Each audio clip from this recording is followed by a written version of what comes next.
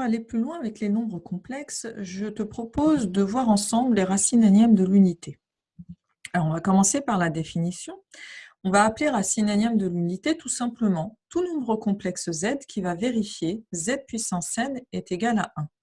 Puis vient une proposition essentielle qui va nous dire qu'il existe exactement n racines énièmes distinctes de l'unité.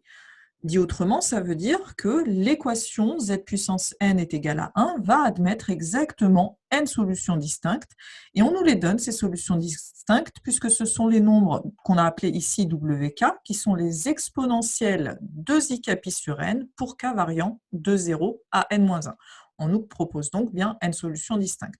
Alors, c'est très simple de vérifier qu'effectivement les wk sont bien solutions de l'équation.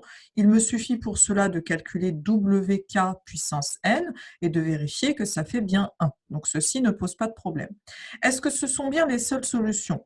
Oui, pour cela, il suffit de se rendre compte que les solutions de l'équation z puissance n égale 1 ne sont rien d'autre que les racines du polynôme z puissance n moins 1. Et donc ce polynôme-là admet au maximum n racines puisqu'il est de degré n. Et donc finalement, on a bien toutes les solutions qui sont ici. Alors, un exemple, les racines troisièmes de l'unité, c'est-à-dire solution de l'équation z puissance 3 égale 1, sont 1, exponentielle 2i pi sur 3, donc là c'est pour k égale 1, exponentielle k i pi sur 3 pour k est égal à 2. Alors, un premier exercice où je te propose de calculer cette somme-là, donc tu fais pause, tu prends le temps bien sûr avant de visionner la solution que je vais te proposer juste derrière. Alors, l'idée, c'est simplement de reconnaître une suite géométrique et d'écrire cette exponentielle-là sous la forme exponentielle 2i pi sur n à la puissance k. Maintenant, j'applique ma somme de termes d'une suite géométrique, et donc ça va me donner par définition donc 1 moins la raison puissance nombre de termes, ici j'ai n termes, sur 1 moins la raison. Je vais aller développer la puissance, il va me rester de l'exponentielle 2i pi. Et je sais calculer cette quantité-là puisque ça me donne cosinus de pi plus i sinus de pi qui vaut 1. Et donc, je me retrouve au numérateur avec la quantité 1 moins 1, soit 0. Alors, un deuxième exercice beaucoup moins simple, factoriser x puissance 5 moins 1 dans R, c'est-à-dire sous forme de produit de polynômes soit de degré 1, soit de degré 2, mais à discriminant négatif. Donc, je vais maintenant te proposer une indication. Si tu ne souhaites pas la voir, fais pause avant que je l'affiche. Alors, je te suggère d'abord de factoriser dans C, dans l'ensemble des nombres complexes, c'est-à-dire d'aller chercher des racines complexes. Alors, on y va. D'abord, il faut savoir que les racines de x puissance 5 moins 1, ce sont tout simplement les solutions de x puissance 5 moins 1 est égal à 0, c'est-à-dire x puissance 5 égale 1. Et les solutions, on les connaît puisqu'on vient de les étudier, ce sont tout simplement les racines cinquièmes de l'unité, c'est-à-dire les exponentielles de ik pi sur 5 avec k qui varient de 0 à 4. Je vais donc pouvoir factoriser puisque j'ai les racines. Rappelle-toi, nous l'avons vu déjà plusieurs fois. Si a est racine d'un polynôme, je peux la factoriser par x moins a. Et ici, par identification du terme dominant, je sais que je n'aurai pas d'autres coefficients. Donc, je vais pouvoir factoriser sous la forme x moins 1, x moins exponentielle 2i pi sur 5, x moins exponentielle 2ik pi sur 5, etc. C'est-à-dire que je vais mettre toutes mes racines cinquièmes de l'unité. Alors, l'étape suivante, puisque là j'ai factorisé dans C, or je veux factoriser dans R, ça va être d'observer que l'angle 6π sur 5, si je lui retire un tour, vaut moins 4π sur 5, de même que l'angle 8π sur 5, si je lui retire un tour, vaut moins 2π sur 5. Je vais donc pouvoir réécrire ces quantités-là ainsi. Et là, je remarque qu'elles sont 2 à 2 conjuguées. Les solutions, je parle des solutions uniquement complexes et non réelles. Alors, l'idée pour repasser dans R est très simple, c'est de multiplier les parenthèses qui contiennent des racines conjuguées et ça va me permettre de repasser dans R. Donc, je développe les deux parenthèses en vert ensemble et les deux en orange ensemble de sorte à obtenir ces deux polynômes de degré 2. Et là, je fais appel ici, je reconnais à la formule de l'air. Donc, cosinus θ qui est égal à exponentielle Iθ plus exponentielle moins Iθ sur 2. Je rappelle le sinus θ au passage, mais évidemment, ce qui nous intéresse ici, c'est le cosinus. Et donc, la quantité surlignée en jaune n'est rien d'autre que 2 cosinus 2π sur 5. Et pour la seconde parenthèse, 2 cosinus 4π sur 5. Et là, je me retrouve bien avec une factorisation dans R, puisque j'ai un polynôme de degré 1 qui est x-1, et les deux autres polynômes sont évidemment à discriminant négatif. Allez, un dernier exercice. Donc, prends bien le temps de répondre, hein, puisque celui-ci est relativement difficile. Alors, c'est parti. Donc, pour la première question, elle ne posera pas de problème, puisqu'en réalité, nous l'avons déjà fait dans le cas général. On sait maintenant parfaitement que lorsqu'on va additionner les racines énièmes de l'unité, on va trouver 0. Donc ici, on additionne les racines quatrièmes de l'unité. Et donc, auparavant, on sait qu'on aura 0, mais refaisons le calcul.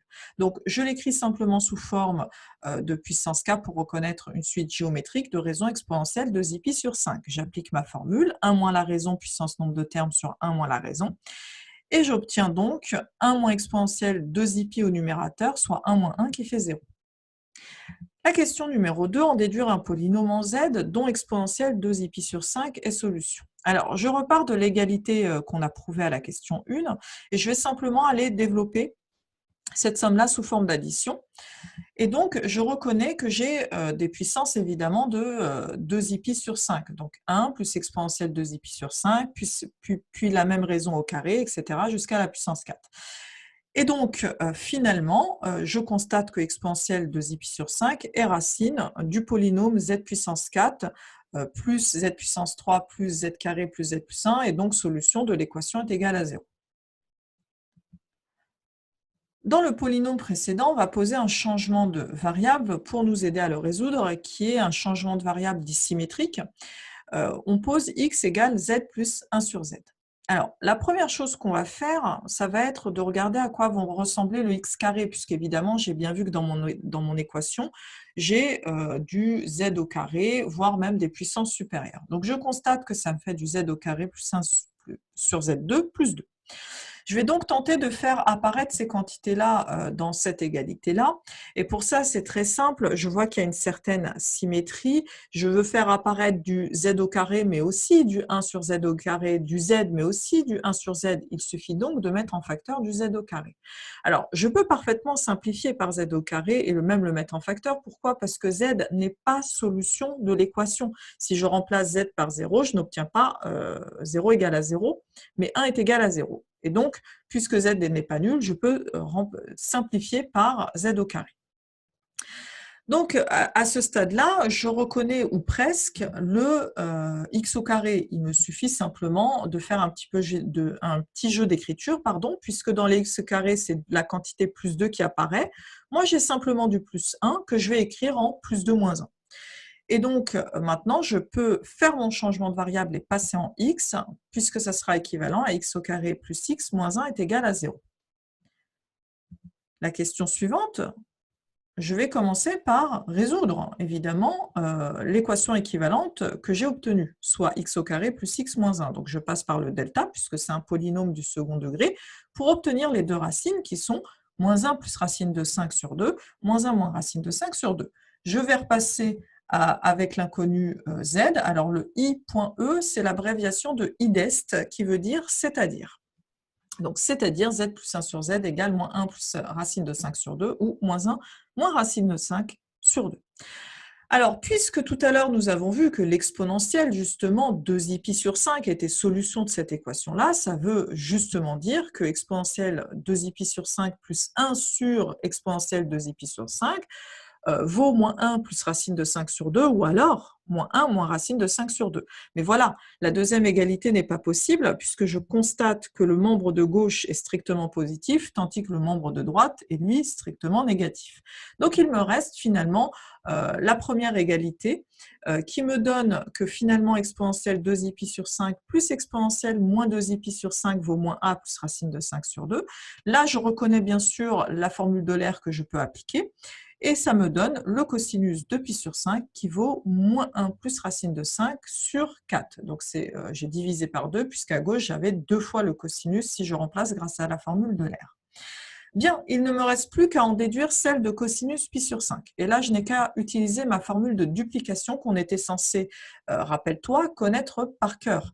Donc, j'ai un lien entre le cosinus 2x et le cosinus x qui m'est donné par la formule cos 2x est égal à 2 cos carré x moins 1. Et donc là, je vais l'appliquer en l'angle pi sur 5. Donc ça me donne cosinus 2 fois pi sur 5. Donc pour x, j'ai choisi encore une fois pi sur 5, qui va être égal à 2 cos carré pi sur 5 moins 1. Je vais donc isoler le cosinus carré de pi sur 5 qui vaudra cosinus de pi sur 5 plus 1 sur 2. Je remplace évidemment la valeur du cosinus que désormais je connais. Bon, on arrange un petit peu l'écriture en mettant au même dénominateur. Et là, j'ai deux possibilités. Donc, soit le cosinus pi sur 5 vaut toute la racine de ce que j'ai obtenu, ou alors moins la racine, puisque lorsque je veux résoudre cos carré est égal à A, j'ai deux solutions qui sont racine de A ou moins racine de A. Mais voilà, le cosinus pi sur 5, évidemment, on voit qu'il est strictement positif en regardant bêtement sur un cercle, et donc je peux en déduire que le cosinus pi sur 5 est égal à plus la racine de ce que j'ai obtenu, à savoir de racine de 3 plus racine de 5, le tout sur 2 racines de 2.